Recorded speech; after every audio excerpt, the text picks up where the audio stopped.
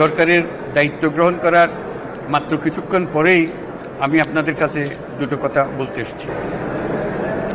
আজ দ্বিতীয়বার যারা স্বাধীনতার স্বাদ আমাদের সকলের জন্য সম্ভব করল, সেই বৈষম্য বিরোধী ছাত্র আন্দোলনের শহীদ ছাত্র জনতা এবং এতে আহত অসংখ্য আন্দোলনকারীকে স্মরণের মাধ্যমেই দেশবাসীকে আমি কিছু কথা বলতে চাই।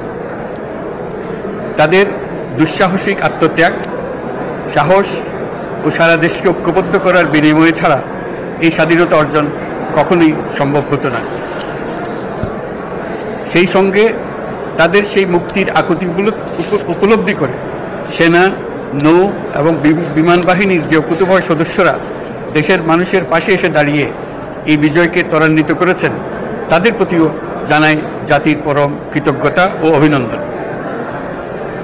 ছাত্র জনতার অভ্যুত্থানে আমাদের দ্বিতীয় স্বাধীনতা অর্জন উৎসবের মুহূর্তে এই স্বাধীনতাকে নস্যাৎ করার জন্য ষড়যন্ত্রকারীরা দেশে একটা অরাজকতার ও ভীতির পরিবেশ সৃষ্টি করেছে।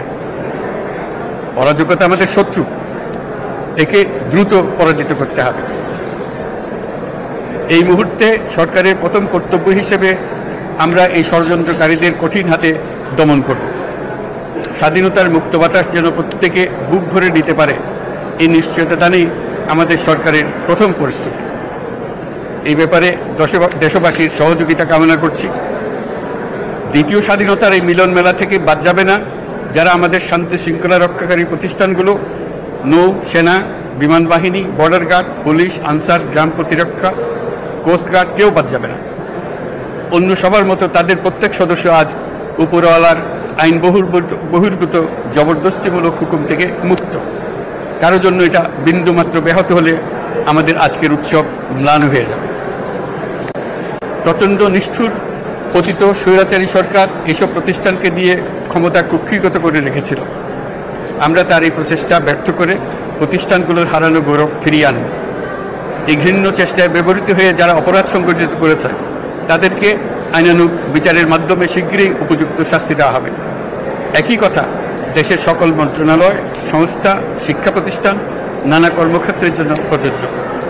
সর্বত্র অপরাধের বিচার হবে। আজ প্রত্যেকটি প্রতিষ্ঠান ও তার সদস্যরা নিজ নিজ কর্তব্য পালন করার মাধ্যমে দ্বিতীয় স্বাধীনতাকে উপভোগ করবেন, দেশকে গৌরবের শীর্ষে নিয়ে যাবেন এবং দেশবাসীকে এবং জগৎবাসীকে উপভোগ করার সুযোগ করে দেবেন। আমি জাতির পক্ষ থেকে প্রত্যেকে নির্ভয়ে আনন্দ চিত্তে নিজ নিজ কর্মস্থলে নিজ নিজ সামর্থ্য নিয়ে এগিয়ে আসতে অনুরোধ করছি। দেশের সকল মানুষকে আজ স্বাধীন, নির্ভয়, নিরুদ্বেগ থাকার জন্য নিশ্চয়তা দেওয়ার জন্য আমাদের ছাত্র শহীদরা প্রাণ দিয়েছেন। এই অভ্যুত্থানের মাধ্যমে সৃষ্ট সরকার দেশের প্রত্যেকের সরকার। এখানে থাকবে সকলের আকাঙ্ক্ষা পূরণের অধিকার।